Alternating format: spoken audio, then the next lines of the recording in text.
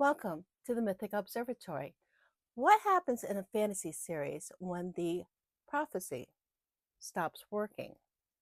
Now, not when it's fulfilled, not when it's misread, when it fractures, when it dissolves. Today, we're talking about prophecy dissolution and why breaking a prophecy is one of the most structurally powerful moves you can make in a long series. So let's break it down. How fantasy usually treats prophecy. It's it's what? It's a roadmap, a promise, a guarantee of eventual victory. But structurally, prophecy is something else. It's a compression device. Think storytelling tool that condenses a large amount of future plot, thematic tension, and structural information into a very small, early signal. In fantasy, prophecy often makes a brief statement that quietly contains the endgame stakes, the moral tension, and the structural direction of the entire series. It compresses the end of the story into the beginning of the story.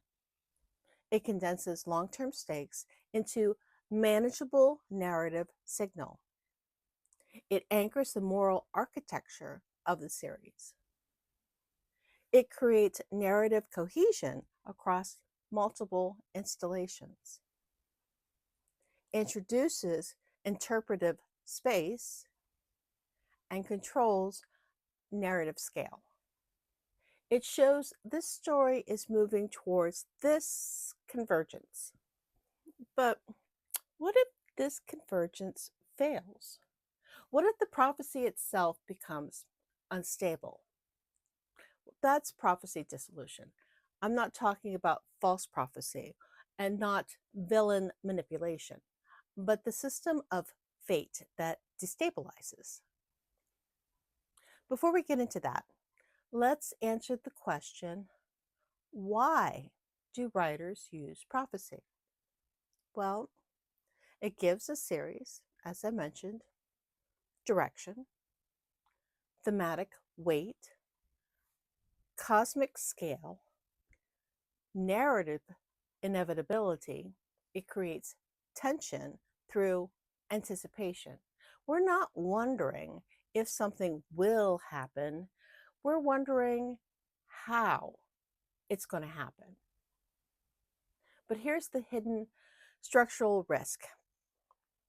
If prophecy remains intact for too long, then it removes uncertainty.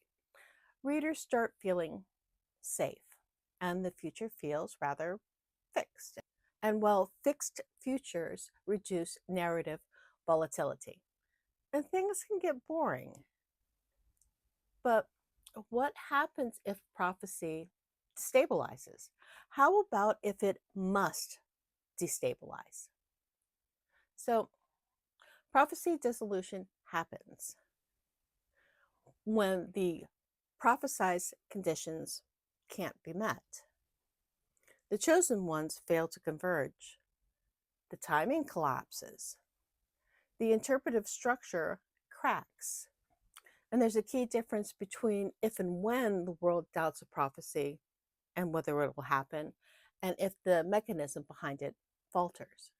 In structural terms, the story moves from inevitable destiny to unstable potential.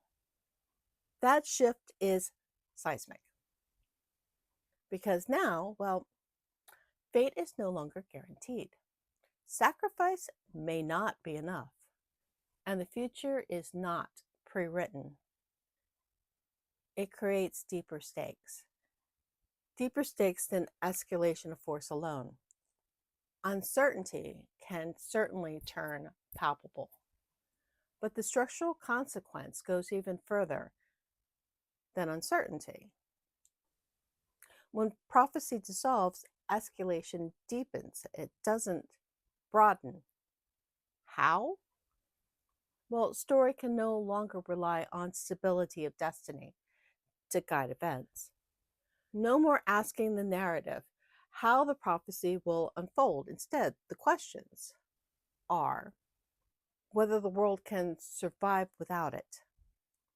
The conflict moves inward from external expansion to structural and moral consequence.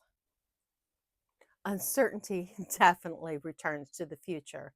When the prophecy remained intact, readers, well, they could assume that the version of the foretold outcome will happen, but now that assumption dies, and that path can no longer be followed. It begs the question if there is any map whatsoever that the characters now can navigate by.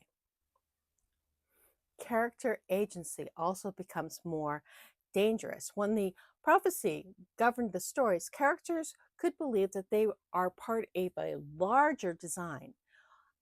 But once it fractures, their decisions carry greater risk, greater weight, and they're no longer fulfilling destiny. Instead, they're shaping it. Moral stakes intensify.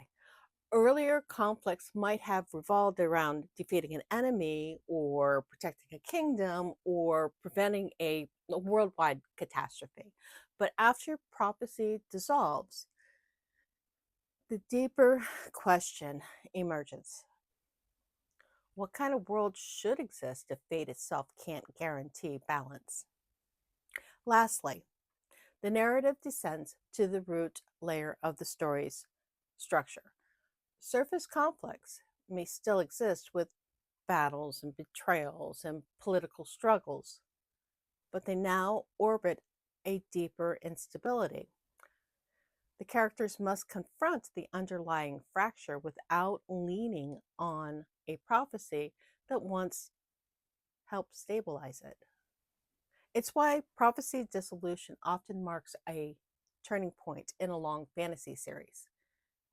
The story stops expanding outward through larger conflicts and it moves instead downwards into the foundations of the world itself.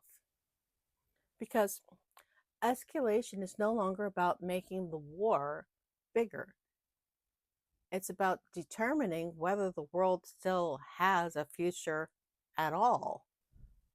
Okay, let's get a little bit into myth versus prophecy. And I really enjoy playing around with myth. So sometimes people believe that myth and prophecy can be alike. Okay, it is, but it's not. When it comes to prophecy, I think it's important to bring it up because writers often will use both and they get blended together. And not necessarily a bad thing, but it happens in a lot of fantasy stories, though structurally, these two things serve entirely different purposes. Both myth and prophecy give story cosmic weight. They both make the world feel larger than the characters. They both suggest that events unfolding on the page are part of a much bigger pattern, something ancient, meaningful, and deeply rooted in the fabric of the world itself. But they point in different directions. Myth looks backwards, while prophecy looks forward. And what do I mean by that? Well, myth examines how the world came into being. It tells about ancient wars and founding heroes and lost kingdoms and gods and betrayals and the origins of the world of the magic.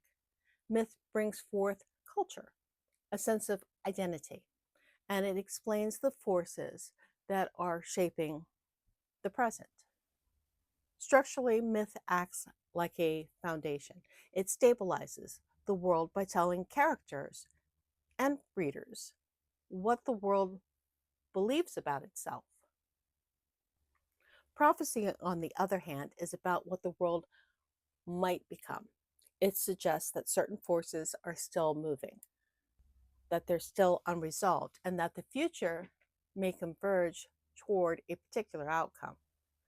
So, if myth explains why the world is the way it is, prophecy asks the question, what is the world becoming? So, myth provides the deep past. It easily can talk about the ancient fracture. And that's a topic that I'll be getting into in the very near future. And it's one of my favorites.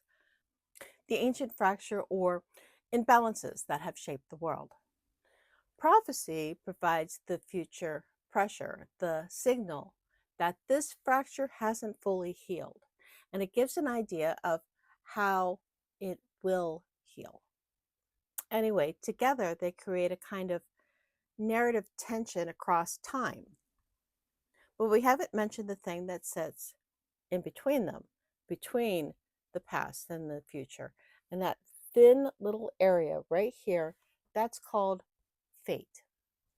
Fate is the tension line that stretches between the past and the future.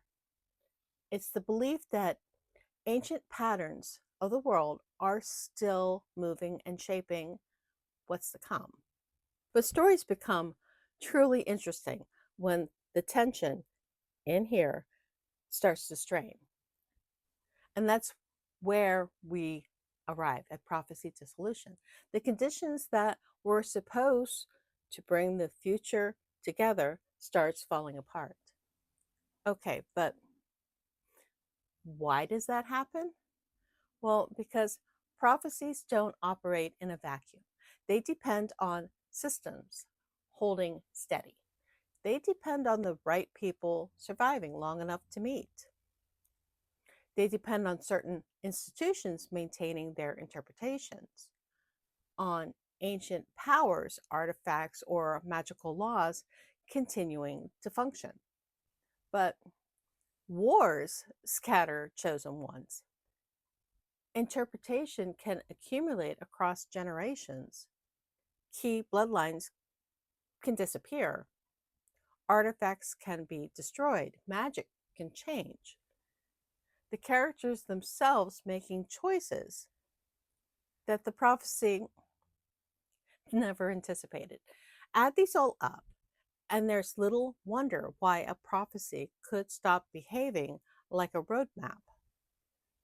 And how about if I tell you what you have left if you bravely dissolve your prophecy?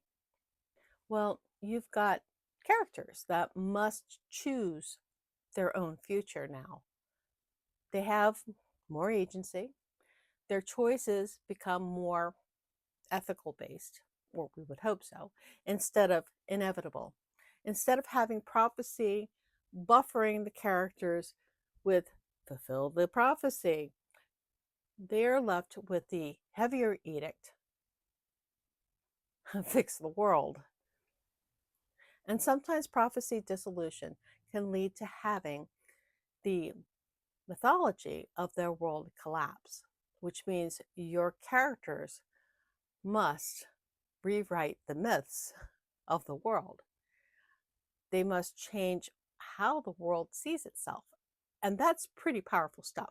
Consider being the one being asked, change the world's future for the better along with the past. I mean, imagine you're told that this is something you have to do.